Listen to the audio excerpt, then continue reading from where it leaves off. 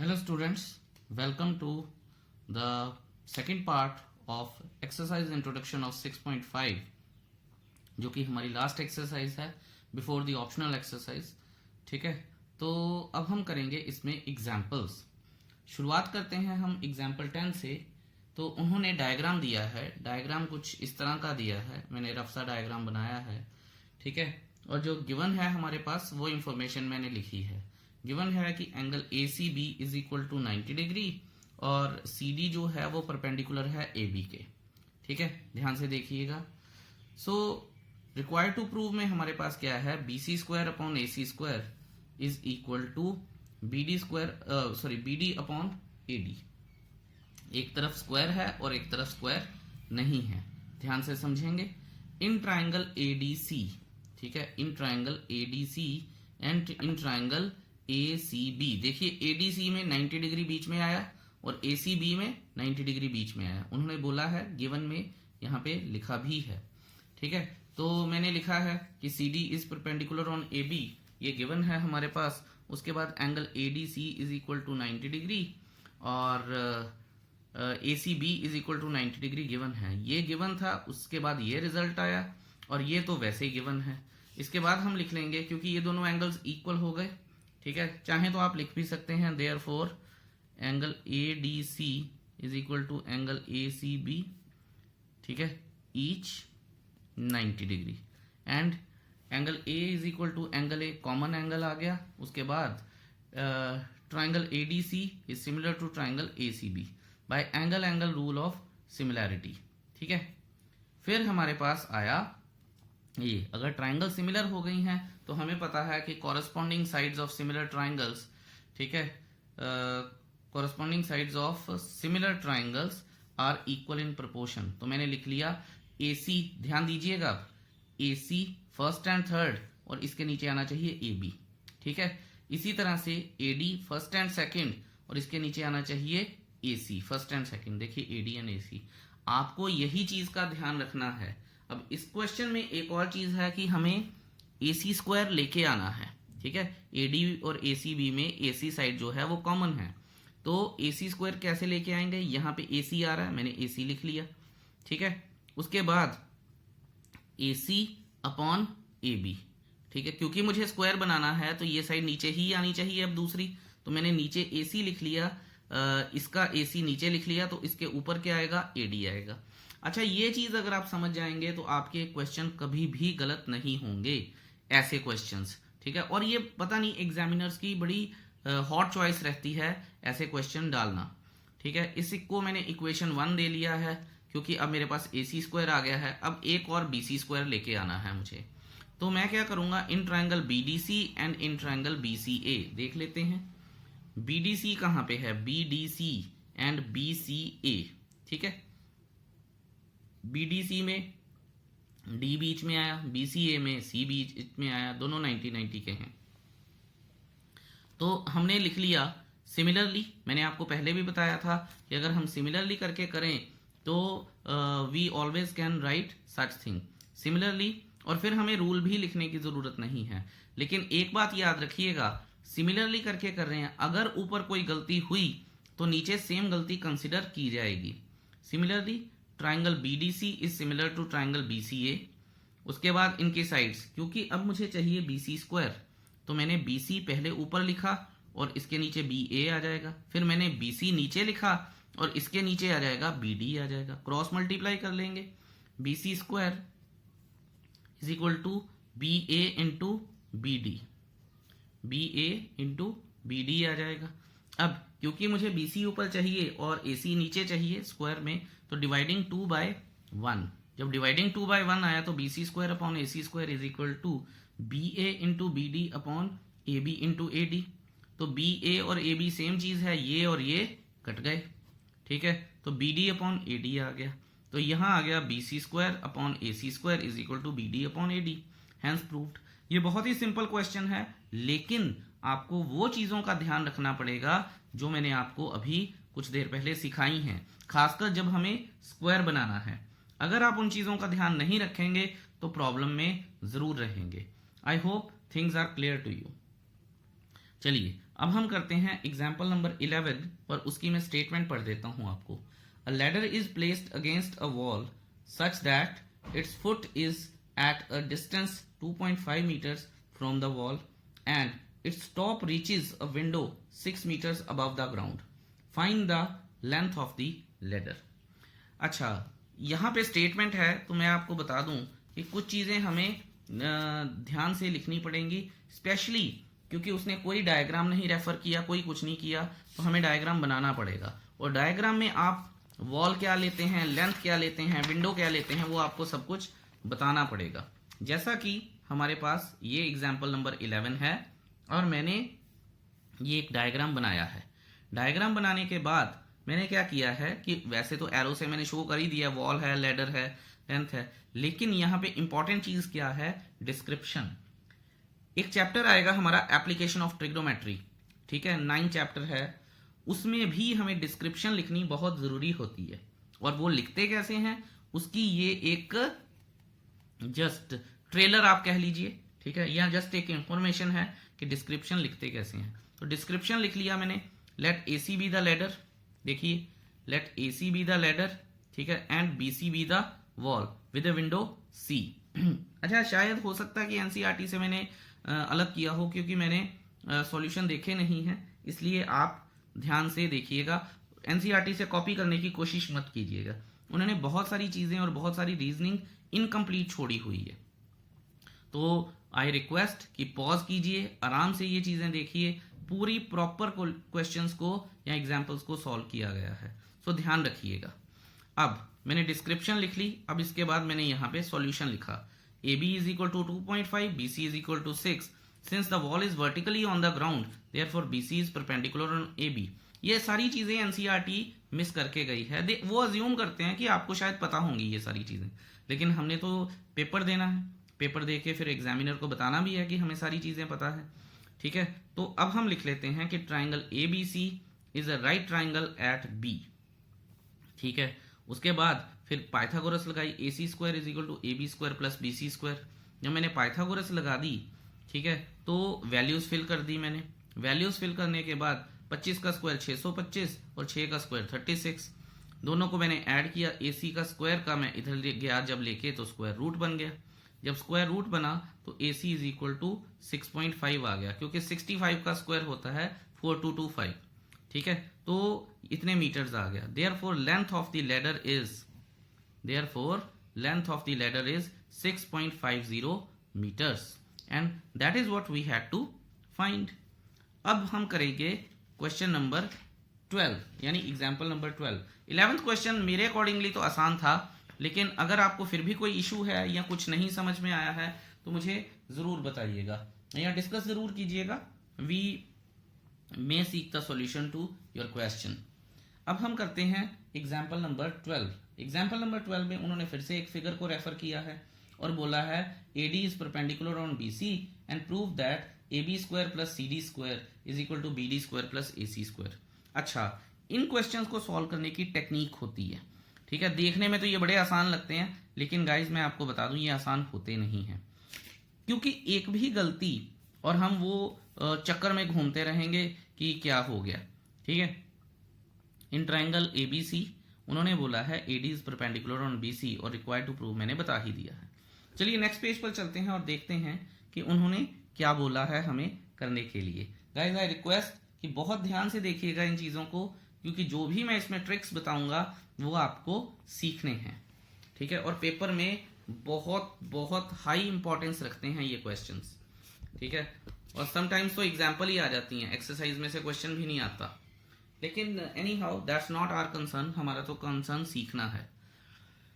Proof में क्या करूंगा मैं, in triangle ADC। I hope कि बुक आपके सामने है अब, ठीक है, या आपने फिगर बना ली है और उसमें आपने लिख लिया है ADC ट्राइंगल को लोकेट कर लिया होगा। आप देखेंगे भी कि angle ADC is a right angle, क्यों, क्योंकि AD is perpendicular on BC, ये गिवन है, therefore ADC is a right triangle at D। Now AC square is equal to AD square plus DC square, क्यों भला, क्योंकि Pythagoras के accordingly. उसके बाद मैं लिखूंगा CD स्क्वायर। ध्यान से देखेंगे ये मैंने CD स्क्वायर किया ही क्यों है ऐसे, अगर आप ये देखेंगे कि क्वेश्चन में उन्होंने बोला है AB² प्लस CD², तो मैंने CD² को अलग कर लिया क्योंकि AB² वगैरह तो मेरे पास है नहीं है। तो जब मैं करूंगा आगे कहीं जाके AB² को भी लेके आऊंगा तो एडिंग करूंगा ना इनकी, इसीलिए मैंने यहाँ पे CD² किया है और एनसीईआरटी में ये चीज नहीं दी हुई है, इस बात का आप खास ध्यान रखिएगा। अब ये आ गया मेरे पास इक्वेशन 1। इसी तरह से सिमिलरली मैं यहां लिख लूंगा कि triangle ADB is a right triangle at D, therefore AB² is equal to AD² plus BD² by Pythagoras theorem. अब आप ये देखिए कि मैं यहां पे AB² भी ले आया हूं, ठीक है, और AB² प्लस मुझे क्या करना था CD², यही तो क्वेश्चन में था, ठीक है। तो AB² प्लस CD² मैंने दोनों को अब मैं कर दूंगा एडिंग 1 and 2। अगर मैंने ऐड किया तो लेफ्ट साइड तो मेरी आ गई AB² plus CD² is equal to, अब ये दोनों साइड जो 1 और 2 की हैं ये मैंने कर दी ऐड। तो आप ये देखिए कि AD² और AD² तो कट गया माइनस प्लस का, तो बचा क्या AC² प्लस BD², यही तो हमें लेके आना था। तो देखिए ये सारी चीजें एक टेक्निक में है। कुछ बच्चों को लगेगा कि ये इसमें क्या बड़ी बात है, ये तो हमें आता था, ठीक है। जब आप क्वेश्चन करेंगे एक्सरसाइज के तो आपको पता चलेगा कि क्वेश्चन सामने होते हुए भी हमें काफी सारा दिमाग लगाना पड़ जाता है कई बार। I hope that's clear to you. Example number 13 मैं आपको बता दूं कि बहुत ही ज्यादा इंपॉर्टेंट एग्जाम्पल है, बहुत का मतलब बहुत ज्यादा इंपॉर्टेंट है, तो इसे ध्यान से समझिएगा। स्टेटमेंट देख लीजिए, फिगर बना लीजिए, पूरी तरह से फिगर को समझ लीजिए और एक बार खुद से अटेम्प्ट कीजिए इस क्वेश्चन को। अगर आपसे नहीं होता, हो जाए या नहीं हो, सॉल्यूशन इसका जरूर देखिएगा कि कैसे अटेम्प्ट किया गया है ये क्वेश्चन, बहुत ध्यान से, ठीक है। और ऑफ कोर्स टेक्निक्स तो आएंगी ही आएंगी। अब देखिए मेरे पास आ गया एग्जाम्पल नंबर 13, उसमें लिखा है BL and CM are medians of a triangle ABC right at A, prove that. तो हम ये लिखते हैं कि उसने बोला CM एक मीडियन है, इसका मतलब ये और ये इक्वल है, ठीक है। और इसका ये भी मतलब है कि AM is twice of AM is this, या फिर AM is half of AB, या फिर BM is half of AB। तो जो भी हमें जरूरत होगी हम वो लिखेंगे। इसी तरह से BL एक मीडियन है, इस तरह से मैं लिख सकता हूं कि AL is half of AC या फिर CL is half of AC। जो जरूरत होगी वो यूज कर लूंगा। अच्छा, मैं आपको बता रहा था कि इस तरह के क्वेश्चंस को देखते कैसे हैं, ठीक है। खास तरीका होता है हमारे पास। अब आप ये देखिए कि उसने बोला है 4BL², अगर मैं अंदर मल्टीप्लाई करूंगा तो 4BL² और 4CM² ही आएगा प्लस 5BC² आएगा।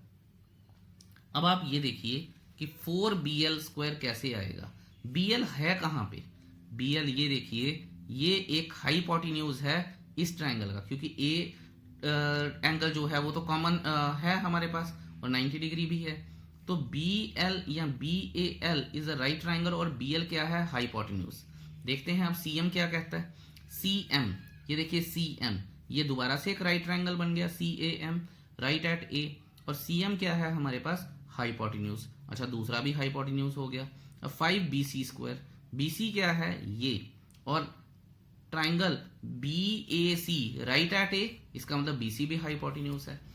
अगर ये तीनों हाइपोटेन्यूज हैं तो इसका मतलब 3 राइट ट्राइंगल्स में मुझे पाइथागोरस लगानी पड़ेगी।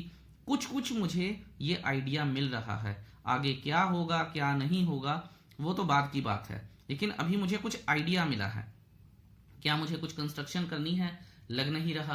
तो अगर कोई कंस्ट्रक्शन नहीं करनी है तो हम चलते हैं आगे प्रूफ की तरफ। It is given that BL and CM are the medians of triangle ABC, पता है मुझे। Also angle A is equal to 90 degree, ठीक है, ये भी गिवन है। Therefore now in triangle ABC, जो मैंने बड़ा ट्राइंगल उठाया सबसे, क्योंकि BC² है, सबसे बड़ी साइड भी वही है, तो मैंने क्या किया, BC² is equal to AB² plus AC² by Pythagoras theorem. कोई दिक्कत नहीं है। अब मुझे लेके आना था BL, तो मैंने क्या किया, मैंने एक ट्राइंगल लिया है ABL, उसमें BL का square is equal to AL का स्क्वायर प्लस AB का स्क्वायर बाय पाइथागोरस। ये भी चीज हमारे पास क्लियर हो गई। अच्छा, अब ध्यान दीजिए, जो हमारे पास AL प्लस AB का स्क्वायर आ गया है, अगले पेज पर चलते हैं और देखते हैं। फिगर जरूर सामने रखिएगा, क्योंकि जो जो भी मैं लिख रहा हूं एक एक स्टेप आपको फिगर के साथ वेरीफाई करना है। Let's see the next step. ये देखिए नेक्स्ट स्टेप है मेरा BL is equal to AC/2। ठीक है, तो AC/2 कैसे आया?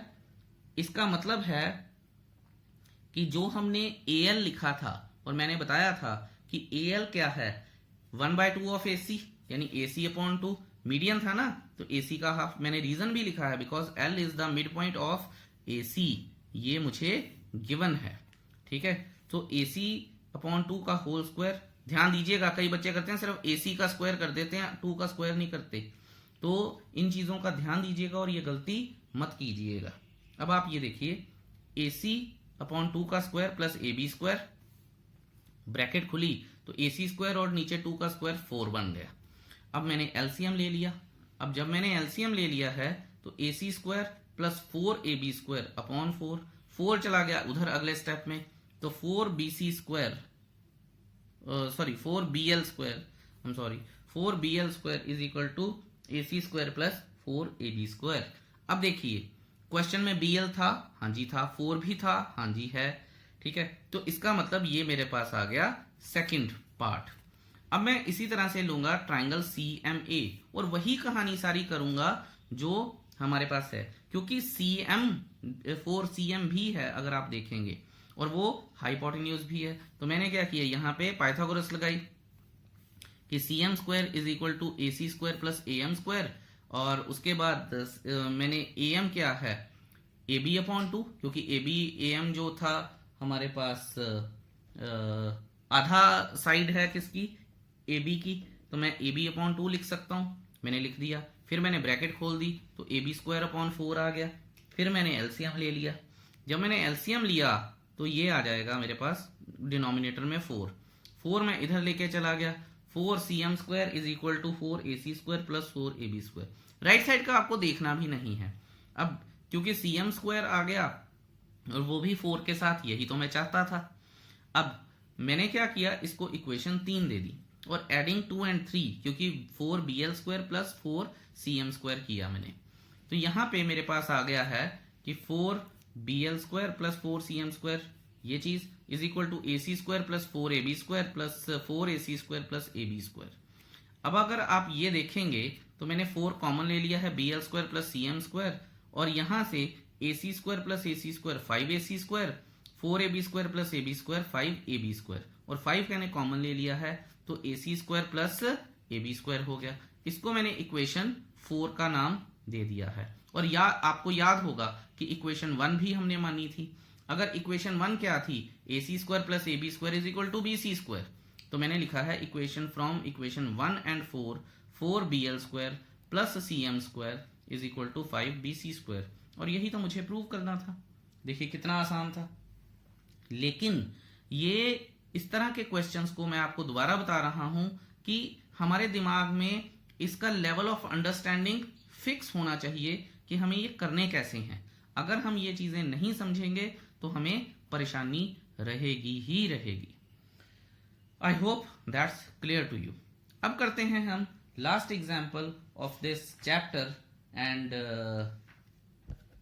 Before exercise 6.5, that is example number 14। Statement हम पढ़ लेते हैं। स्टेटमेंट है O is any point inside a rectangle ABCD। ठीक है, फिगर को उन्होंने रेफर किया है। Prove that OB square plus OD square is equal to OA square plus OC square. अब दोबारा से यहां पे हमें कुछ चीजों का ध्यान देना है, और मैं आपको एक और बात बता दूं कि जब भी हमें क्वेश्चन का सॉल्यूशन निकलेगा तो क्वेश्चन हमें पक्का यही बताएगा कि कैसे करना है, और क्वेश्चन के अंदर वो चीज क्या होगी, वो होगी टू प्रूव या रिक्वायर्ड टू प्रूव, वही हमें बताएगी कि क्वेश्चन करना कैसे है। देखिए उन्होंने बोला है O is any point inside the rectangle. ठीक है, फिर मैंने इन सबको मिला लिया, कंस्ट्रक्शन की, गिवन टू प्रूव तो मैं बता ही चुका हूं। फिर आप ये देखिए कि अभी भी कुछ नहीं हो रहा, लेकिन जैसे ही मैंने एक कंस्ट्रक्शन की कि मैं PQ को मिला रहा हूं, ठीक है, पैरेलल टू BC, ये देखिए मैंने कंस्ट्रक्शन भी की है क्योंकि जरूरत है मुझे, तो मैंने लिखा है join AO, BO and CO and DO. Also draw through O PQ is parallel to BC so that P lies on AB and Q lies on DC. ये पूरी कंस्ट्रक्शन है मेरे पास, ठीक है। अब हम करेंगे इसका प्रूफ। अब ध्यान दीजिएगा, in rectangle ABCD PQ is parallel to BC by construction। मैं आप दोबारा बता रहा हूं कि एनसीईआरटी में ये चीजें मेंशन नहीं है, ठीक है, प्रॉपर रीजनिंग के साथ। सो प्लीज थोड़ा सा इसकी तरफ ध्यान दीजिएगा। इसका मतलब क्या है, PQ is parallel to BC, इसके बाद क्या है, angle 1 is equal to B हो गया। और एंगल 1 अगर आप देखेंगे कि मैंने फिगर में लिखी हुई है, और एंगल 2 यहां पे है। Angle 1 is equal to angle B हो गया, ईच 90 डिग्री, क्योंकि एंगल B तो 90 डिग्री का होता ही है ना रेक्टेंगल के कॉर्नर एंगल्स। और angle 2 is equal to angle C, ये भी 90 डिग्री का हो गया। और ये इक्वल क्यों है, ठीक है, आप इनको दो तरीके से लिख सकते हैं, क्योंकि आप यहां भी लिख सकते हैं, मैंने यहां पे कॉरस्पॉन्डिंग लिख दिए हैं, आई शुड राइट को इंटीरियर एंगल्स, ठीक है। बेटर है कि मैं इसको एंगल 1 बोल दूं और इसको एंगल 2 बोलूं, ये हटा देते हैं, ठीक है। तो अब ये रीजनिंग वैलिड हो गई कि कॉरस्पॉन्डिंग एंगल्स, मैं लिख देता हूं यहां पे दोबारा से, कॉरस्पॉन्डिंग एंगल्स, ठीक है जी। तो मैंने ये लिख दिया है, ये रीजन यहां पे आ गया। इसके बाद देयरफॉर इसका मतलब क्या हुआ कि PQ is perpendicular on AB। आप फिगर देखिए, मैं आपको थोड़ा सा बता भी देता हूं, जो PQ है परपेंडिकुलर ऑन AB है and PQ is perpendicular on DCB है। सिर्फ बेसिस का फर्क पड़ जाएगा कि जो AB है इसमें यहां बेस है और DC है इसमें यहां बेस है। इसका मतलब क्या है, therefore PBQC and APQD both are rectangles, क्योंकि परपेंडिकुलर हो गए हैं और वो पैरेललोग्राम तो थे ही, क्योंकि इक्वल एंड पैरेलल थे, ठीक है। सो आपको पता होगा कि अगर कोई पैरेललोग्राम हो और उसका एक भी कॉर्नर एंगल 90 डिग्री हो जाए तो वो एक रेक्टेंगल बन जाता है। ये पुरानी रीजनिंग हमने की है 9th क्लास में, बथेरा हमने घोट घोट के पिया था ये सारा कुछ। However now in triangle OPB, in triangle OPB मैं आपको एक बार बता देता हूं OPB कहां पे है। OPB ये 90 डिग्री है, ध्यान दीजिएगा। अच्छा, अब आप ये देखिए, OB square is equal to BP square plus OP square, Pythagoras लग गई। इसी तरह से मुझे दूसरा राइट ट्राइंगल ले लेना है OQD, वो भी ठीक है। और ध्यान दीजिएगा, मुझे OB प्लस OD लेके आना है, तो देखिए मैंने OB भी लिख लिया, OD भी लिख लिया, ठीक है, बहुत ध्यान से। लेकिन अभी इनकम्प्लीट है काम, तो मुझे थर्ड इक्वेशन में लिखना है इन ट्राइंगल OQC, तो OC square is equal to OQ square plus CQ square. फिर मुझे लिखना है in triangle OAP, OA square is equal to AP square plus OP square, fourth लिखेंगे। अब देखिए ध्यान से, क्योंकि मुझे लेफ्ट साइड पे OP प्लस OD लेके आना था, तो मैंने एडिंग 1 एंड 2 किया है। अब यहां से आपको क्लियरली समझने की जरूरत है। तो एडिंग 1 2 किया तो OP प्लस OD तो आ गया, साथ में BP square plus OP square plus OQ square plus DQ square.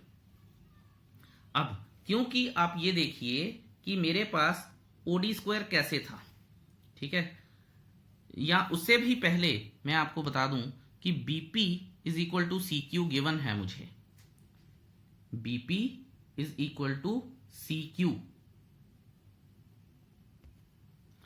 Y?